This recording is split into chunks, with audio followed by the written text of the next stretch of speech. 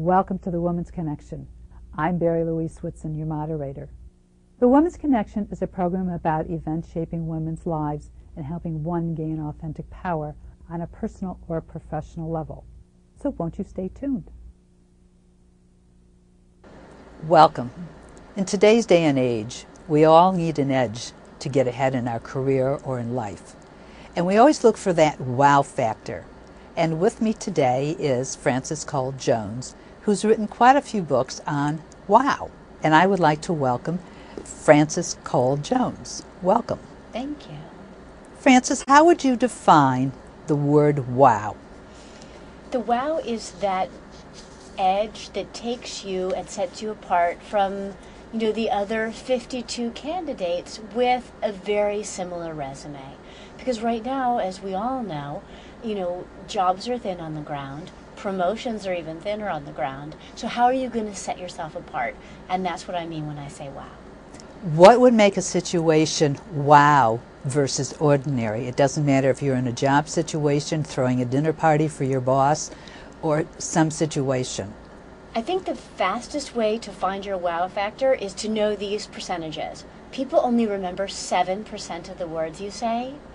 38% of your impact comes from your tonal quality, so what your voice is doing while you're speaking. So it can be as easy if you say, I'm really happy to meet you, and you sound happy. Or, if you say, I'm so sorry I missed your call, I want you to sound, genuinely regretful. I'm so sorry I missed your call. And then 55% of your impact comes from what your body is doing while you're speaking.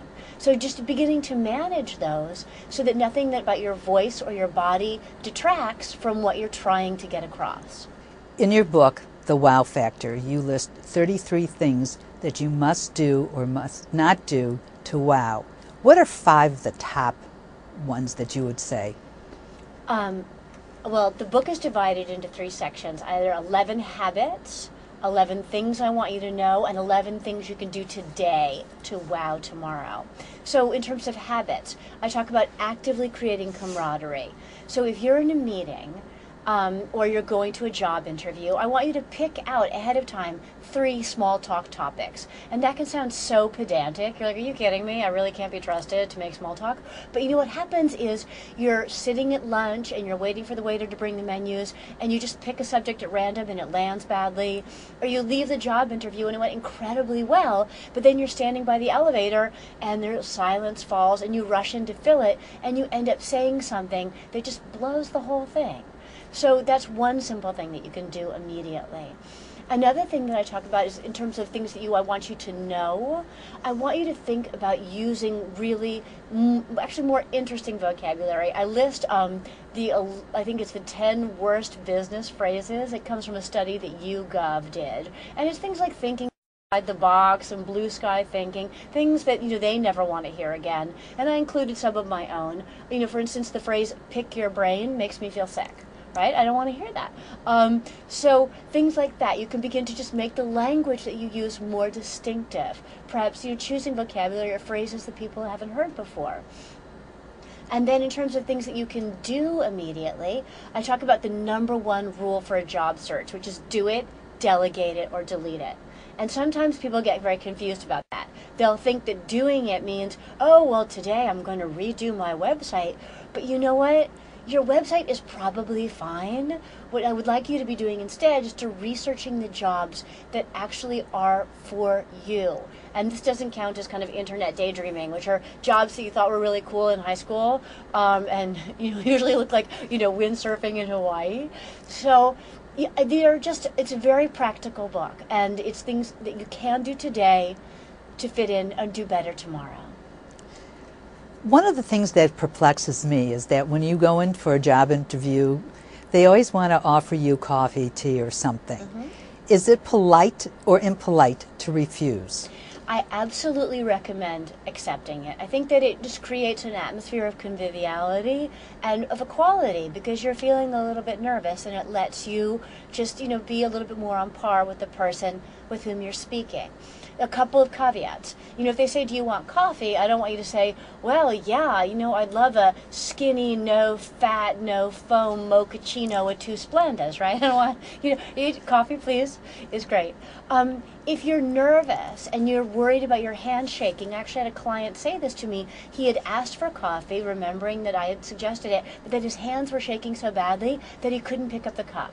So if that's something that you are worried about, ask for water, because it's going to come in a glass that you can actually grip, and the chances of you spilling it because you are nervous are far smaller.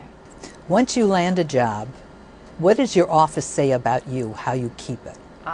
Yes, I talk in the book, because we all know that you want to dress for success and your physical self is an extension of you, but people forget that their office is also an extension of their profession, their professional self. And I've actually worked with CEOs who have, as we walk down the hallway, have said, I'm so embarrassed by my employees, because you walk by these offices that just look like a goat exploded in the office. There are papers and books and food and sporting equipment, and it's not okay.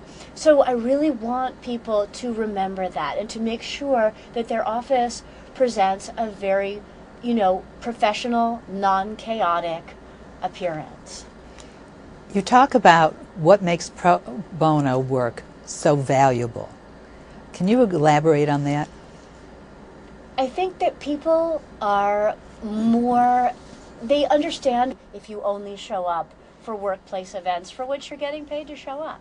So I highly recommend, if your company, reads to children, if they work with City Meals, whatever they might be doing in terms of volunteer, to show up for that, demonstrates to people that you're committed to the company in a very different way. It also allows you to interact with people from other departments that you might otherwise not get to know. That, so if you need a favor in another department, and now all of a sudden you have a friend in that department, or the CEO absolutely is keeping track of who's volunteering and who's not, and who's taking those kinds of initiatives, and it's a great way to show them without, actively showing them that you're willing to do work and to be committed to the company in a very different way.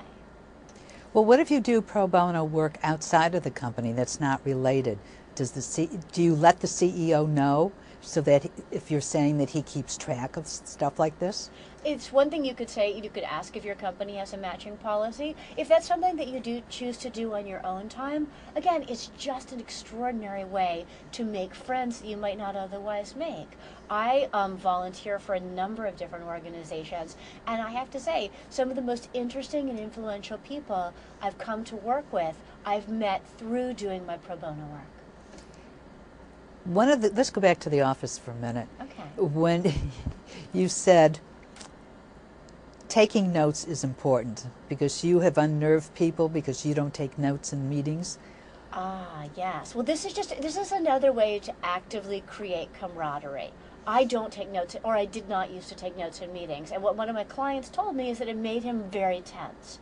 And the fastest way I can explain this is to say it's the same thing as when you give your order to the waiter in the restaurant and the waiter doesn't write it down.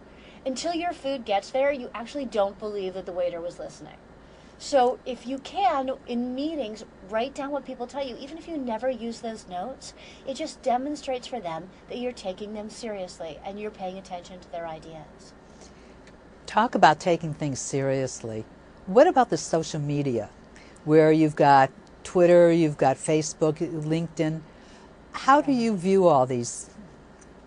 I view them the same way I view clients who believe that there are statements they might make that are off the record, okay? No statements are off the record, and nothing that's online is private. It's simply not. So I don't care if your Facebook account is technically only accessible to your friends.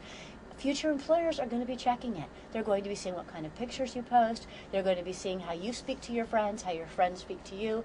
I mean, we've all heard stories, or if you haven't, maybe now's a good time to hear them, about people being in job interviews and being asked to open up their Facebook page mid-interview. It's happening. So all of those things are real. What I say to people is any picture that you might have on Facebook or on any of your profiles, MySpace, LinkedIn, whatever it might be, that doesn't say, I can be trusted with $100,000, needs to come down immediately.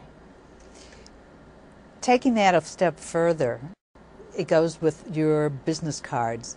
Do you list everything on your business card, or do you leave something out?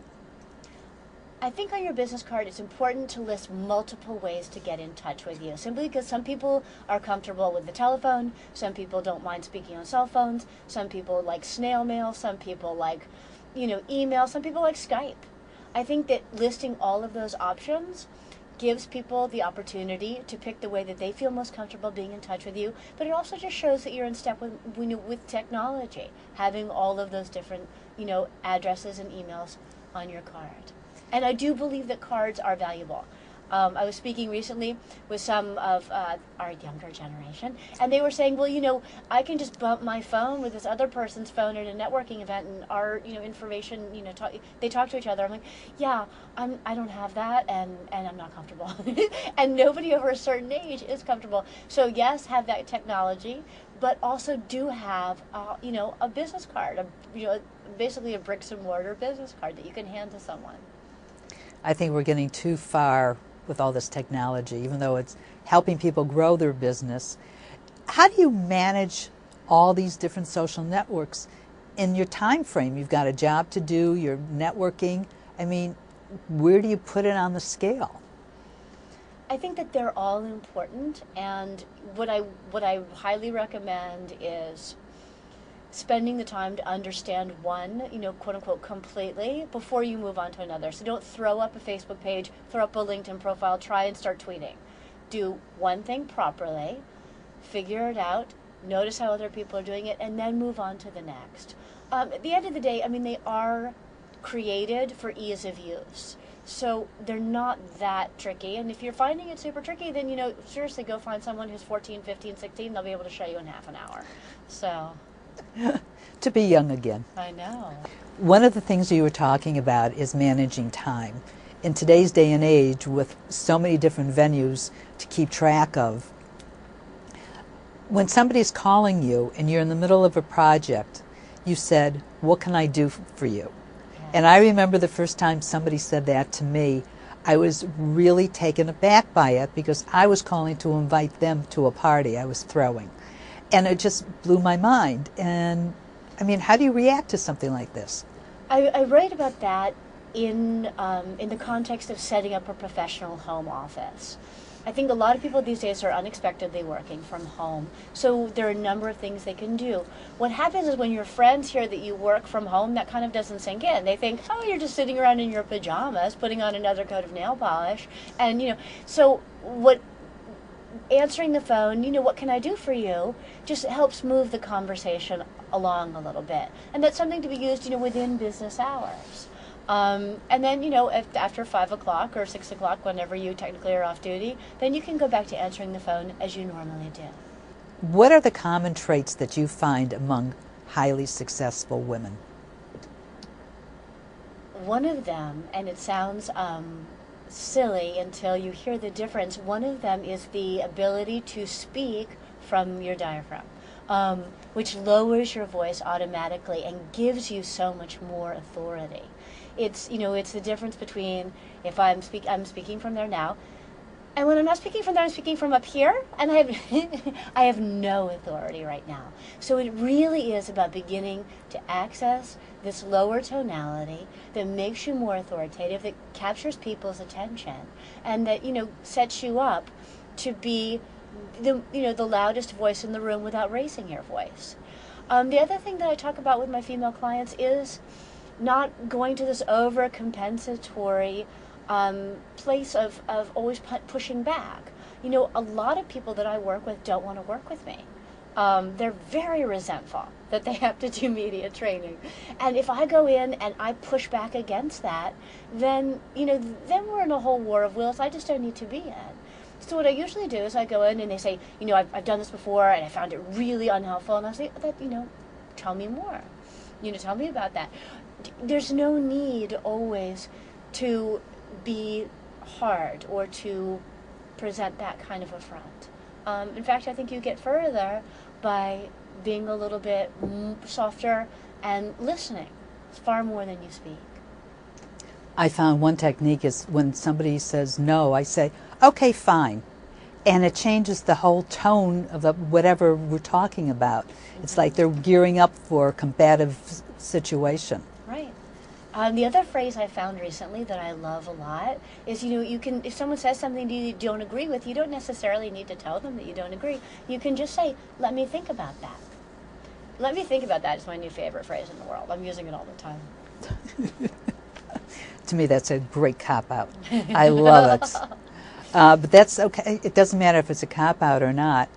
It's a good way to handle a situation. You talk about psychic vampires, and I think people are becoming more attuned to people zapping their energy than ever before. How do you handle somebody that you're not quite sure if they're a psychic vampire or they're just a vampire? When I say psychic vampire, I talk about people who, they only seem to have your phone number when something bad happens. Oh, you get laid off. Oh, your kid gets expelled. Oh, you just got served with your divorce papers, and all of a sudden they are your best friend. But they're not really around when it's your anniversary or your daughter got engaged. They're nowhere to be seen. I think what I want you to do is just to keep the information to the facts and not go into detail, because what they do is they thrive on the detail. So if they call up and say, oh, I hear you got laid off. I did get laid off. That's all you need to say. But nothing more is necessary. So it's just keeping it short and sweet until you understand what their intention is. Is their intention actually to support you, or is their intention to put down the phone and call their 35 friends and be like, oh my God, I talked to so-and-so. So it's just being careful. How do you handle interruptions, whether it's in a human resource interview or you're out with your clients, you're out with your boss, and they ask you a question, but they won't let you answer it? Right. There are a couple of different ways. I think that the most important thing to do, again, to make very sure that your tonality is very easy. You're not in I wasn't finished. But you can say, hang on. I know you're anxious to make your point, and I really want to hear it, but I wasn't quite finished. So it's just, again, keeping it easy, keeping it light, acknowledging that the reason that they're interrupting isn't because, they're mean or bad or awful. They're just anxious to make their point. And then just saying, I wasn't quite finished, and then, and then go on from there. You talk about, Frances, you talk about creating an advisory board. When do you create one, and why would you create one? I absolutely created a formal advisory board when I started my company. Partly because there's some stuff that I'm, quite good at. There's a lot that I really am bad at, right? So there's no point in trying to be good at everything. And, picking and choosing, okay, this is what I'm going to be in charge of, this is what I know I'm good at, and this is what I simply don't have time for, forces you to, focus your time and use it wisely. The other thing about it is if you just, you have a bunch of people that you call in that moment, the trouble with that is if you haven't made it a formal arrangement, you might end up with someone who feels a little bit resentful, that every time you have a tech problem, all of a sudden you're on the other end of the phone. So the beauty of creating an advisory board is to, you sit down with someone in a formal situation and say, I wanted to present this idea to you. I was hoping that you could, advise me, on this and this and this. And in return, what I'd love to know is maybe what I can do or how I might be able to advise you or support you in a way. But it gives people a choice. They can say yes or no. And it makes it a somewhat more formal arrangement. And as I said, it helps you manage your time more wisely because you can outsource all those things you're not good at. To get ahead in today's world, what periodicals should somebody be constantly reading to get ahead, as well as all the networking and the social media and pro bono stuff? It's very hard because, you do feel kind of as if you never can get on top of everything. The fastest and easiest way that I can think of to do this is simply to change the home page on your computer every 2 weeks. Because you spend about 15 minutes a day there browsing anyway. So if you change it every 2 weeks, that's just an impromptu education, right? And, for example, if you're interested in technology, there's a great site called Kurzweil AI, and that's cutting edge information on both PCs and Macs.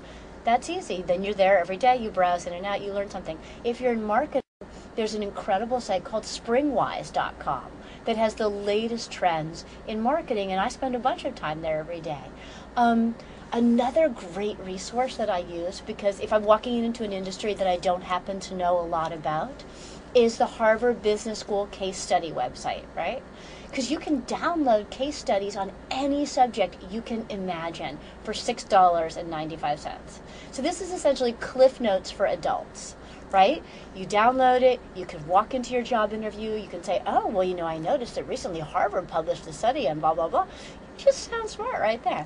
So these are the ways that I just stay, one step ahead of where I need to be. One of my favorite quotes that I just read recently is there's plenty of room at the top. Ah, yes. How do women get there and stay there? That was from my book. One of my clients said that to me when, at the very beginning, when I was starting my own company. She took me out for lunch and she said, here's what nobody tells you. There's plenty of room at the top. And I was so struck by this. And in fact, what I've found is that it is true, and it comes about by giving your time freely, by being willing to advise other people, by sharing your connections. I really do think people need to start thinking about doing favors the way they think about, dieting. If you hoard all of your connections and all of your ideas and all of your things, it's like starving your body, and you slowly lower your metabolism.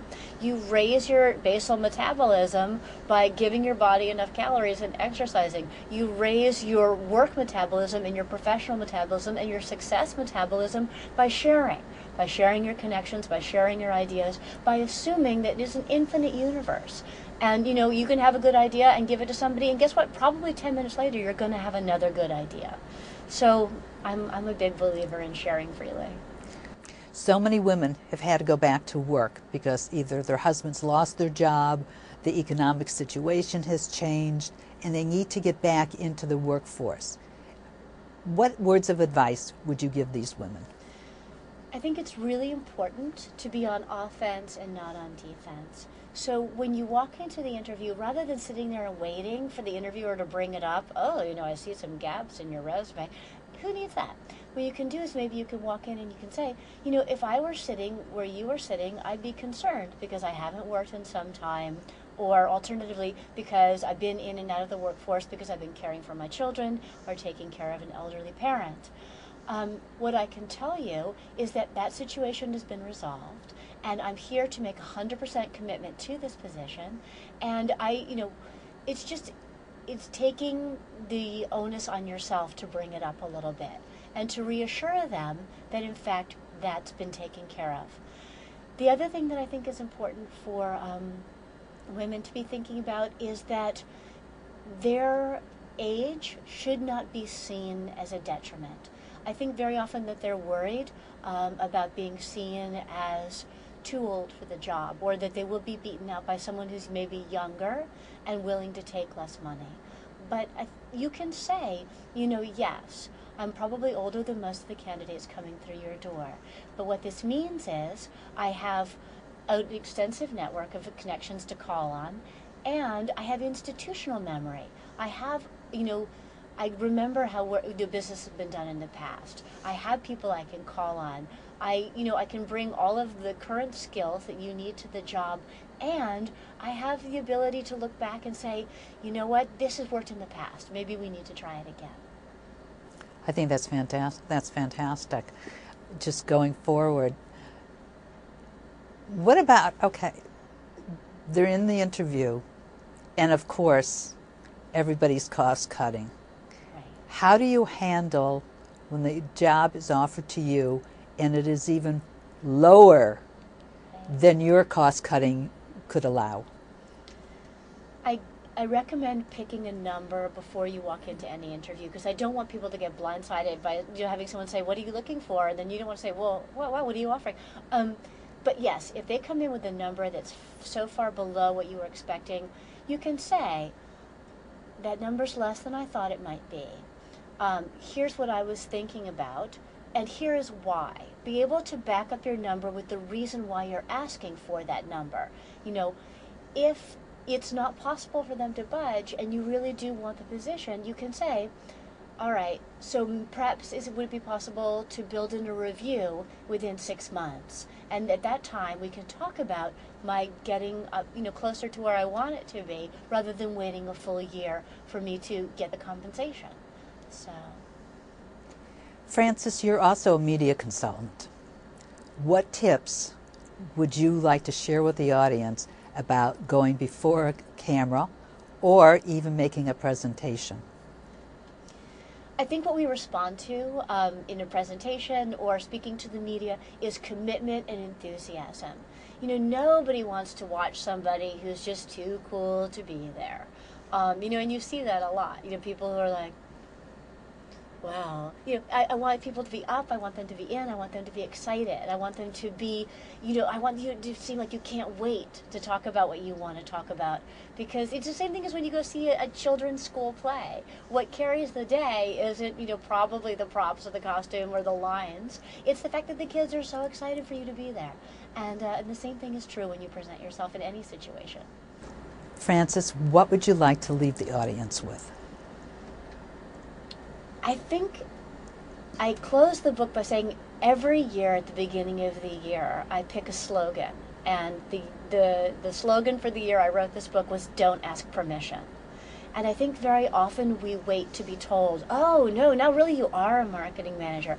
Oh, yes, you did get a degree, so now you are considered capable. You can't wait for people to tell you that. You really do need to decide for yourself. This is what I'm doing. This is how I'm doing it. Get on board or get out of my way, but you don't have to ask permission. Frances, thank you so much for sharing so much information on the wow factor. I hope it has helped our audience members, and we'd love to hear from you, so you can write us here at The Woman's Connection. Look forward to hearing from you. Bye now.